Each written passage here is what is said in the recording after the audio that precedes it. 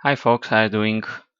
Let us take a look at another game by Vasily Ivanchuk in this chess Olympiad. The living chess legend Chucky from Ukraine, one of the most popular chess players around the world, very strong, but with a very shaky performances sometimes, as he is having one in his tournament.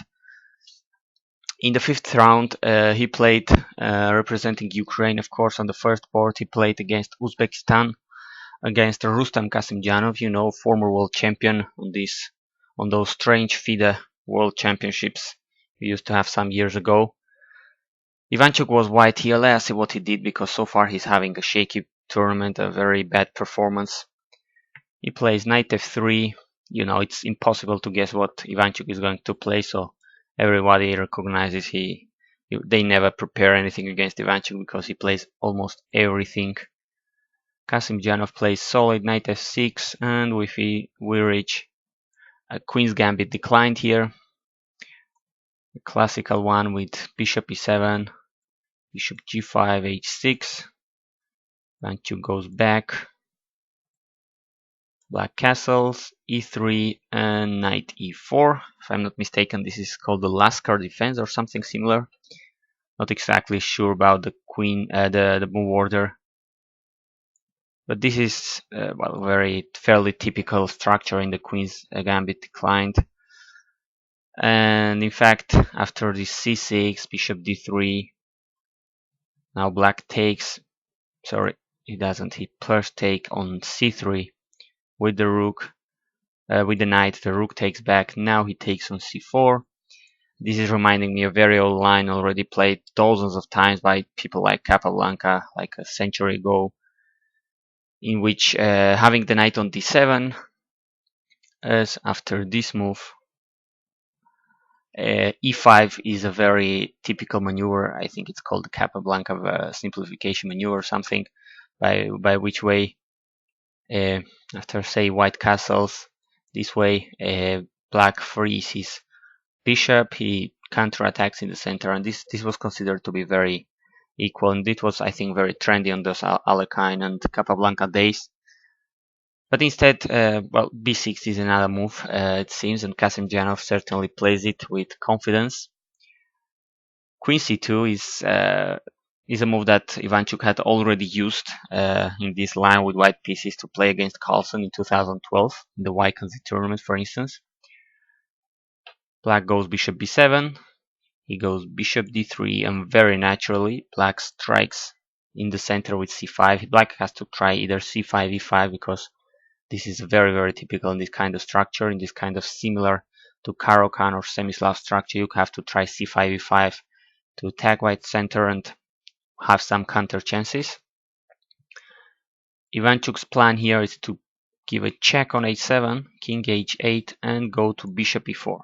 This is what he had played, and pretty much everybody in this position. With black pieces, people like Carlsen and Nakamura, among others, had always taken on e4 at the first spot, exchange that bishop. But here, Kasimdzhanov plays which seems to be a kind of a novelty. He plays an intermediate move, taking on d4, attacking the rook. White takes back with the knight, and now black takes, queen takes, knight c5, a very good looking knight here. Queen goes back to c2, sorry, and here very fine positional move here by black, very interesting to learn from this kind of moves. a5, preventing white from playing b4 and securing a very strong square for his knight, for the black knight on c5, which is a very good piece right now, and b4 is not possible as a5 is controlling that square.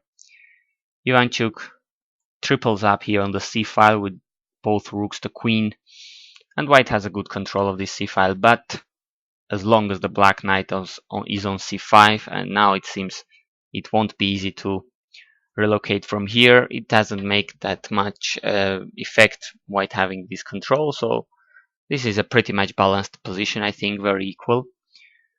Queen to b7, controlling the e4 square, light squares, queen to e2, rook f d8, h3. Now black keeps his king near to the center, king g8, Queen b5, there is a tactical threat, of course, here, as the pawn is pinned and white is threatening to take on c5, so queen goes to d7, offering a queen exchange, which actually Ivanchuk accepts.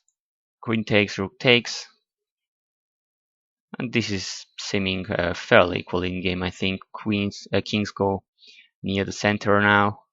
King e7, rook 1 c2, rook d6, a3, a4. With this little move, black even gets a little space advantage here. This pawn is more advanced than this a3 pawn, so okay, this is still very equal, should be draw, but black may have even a very slight advantage here, tiny minimal advantage. Rook c4, rook a5, f4, and g5. Both players try to clarify the kingside pawn structure. g3 playing solidly, king d7, and here Ivanchuk sacrifices a pawn. Very interesting move. I think I wouldn't think about it in my life, but there it goes. e4. The knight takes e4. I think he loses the track a little. He plays knight c6 here, first attacking the rook on a5. But it seems the correct way of getting compensation was to check first on c7.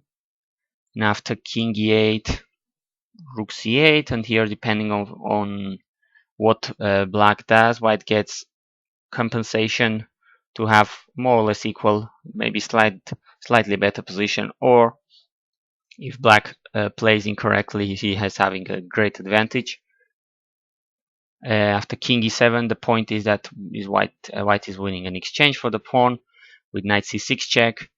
But if rook goes to d8, after rook takes, king takes, knight c6 is even better for white. Here it seems white is winning almost on the spot.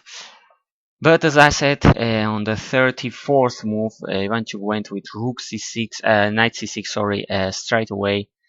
And now there is a great difference. The rook goes to c5, attacks the knight. Now that poor knight doesn't know what he's doing on c6. Rook takes c5, b takes c5, and well, the knight goes back, king e7, and black is better. He's up a pawn. Not sure if white has too much compensation, but this would be easier to hold than checking first on e5. And after king e7, not sure really what happened here, because he just hang a piece. Ivanchuk just forgot his knight on e5 was there. He just plays f takes g5 and rook takes e5. Thank you very much. That was a piece. Not really sure if he had something in mind and mixed up the move order. Maybe he thought about some rook c7 check or something, but I don't think white has anything to prove compensation for the piece. He just had a blockout maybe, or just forgot the move order or something, because after king e7, I repeat, f takes g5 is what Ivanchuk plays, and that's hanging the knight on e5, so game over. Really a very shaky and bad performance so far for Vasily Ivanchuk in the first bird of Ukraine in the Tromsø Olympiad, but hey, you know, he's that kind of player. If he has a good tournament, he can beat everybody and finish like 9 out of 10 with the 3000 performance. But when he's in bad form, in bad mood, and when he's having a shaky performance, he can lose to almost everybody. And there it goes. This is the bad tournament so far for Ivanchuk. Let us hope he improves his play. Thanks for watching.